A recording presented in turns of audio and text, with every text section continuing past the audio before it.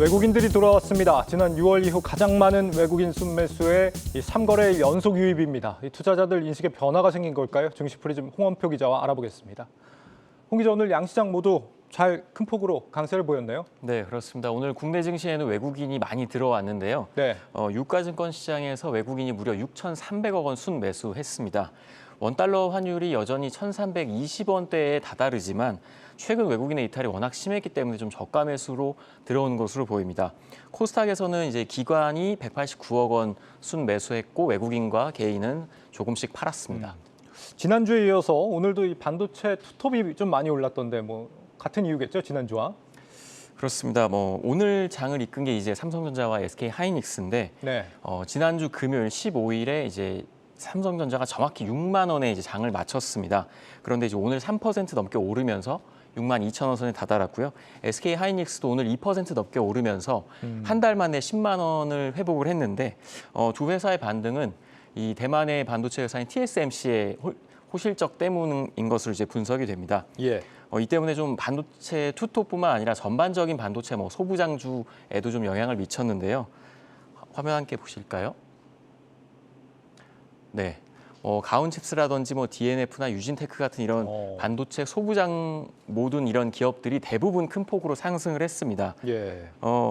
이게 이제 좀 외국인들이 삼성전자나 하이닉스뿐만 아니라 이제 반도체 전반적인 이런 섹터에 이제 좀 자금이 좀 들어오는 것으로 이제 분석이 되고 있는데 최근 8거래일 중에 삼성전자에는 이제 하루를 제외하고는 외국인이 계속 들어오고 있습니다. 이런 걸 보더라도 전반적으로 좀 많이 수급이 개선된 것으로 보입니다.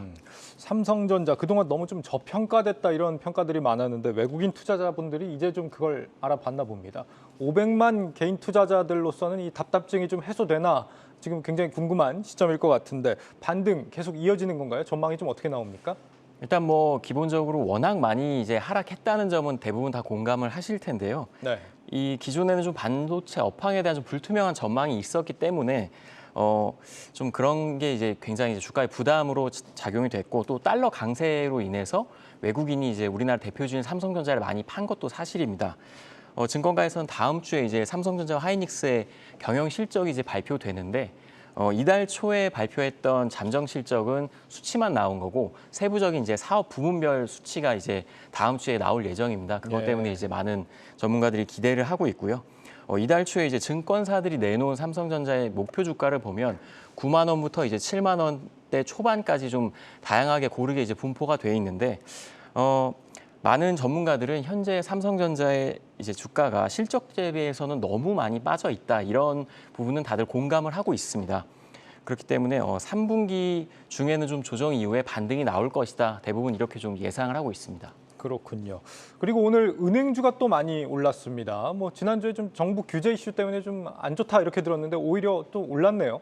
네, 미국의 좀 금융사들이 실적이 좀 잘 나온 게 좀 영향을 미쳤는데요. 네. 그러니까 미국에서 14일에는 좀 안 좋았다가 15일에는 좀 이제 좋은 이런 실적을 낸 기업들이 나왔습니다. 시티그룹은 예상보다 매출이 많이 올랐고 웰스파고는 순이익이 예상치보다 좀 높게 나오면서 뉴욕 증시에서 주가가 많이 올랐는데 예. 이거에 좀 영향을 받은 것으로 보입니다. 국내 4대 금융지주 모두 한 4%대 이제 크게 반등을 했는데 제주은행 같은 경우는 오늘 상한가를 찍고 이제 22% 상승 마감을 했습니다. 아무래도 이제 제주은행은 조금 시가총액이 적기 때문에 좀 변동폭이 컸던 것으로 보이고요.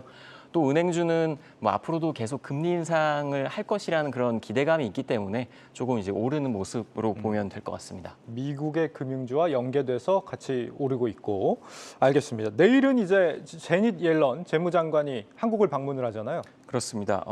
옐런 재무부 장관이 이제 내일 우리나라에 방문을 해서 윤 대통령을 만날 예정인데요. 네. 윤 대통령을 만나서는 좀 일반적인 경제 현안에 대해 좀 이야기를 할 예정입니다.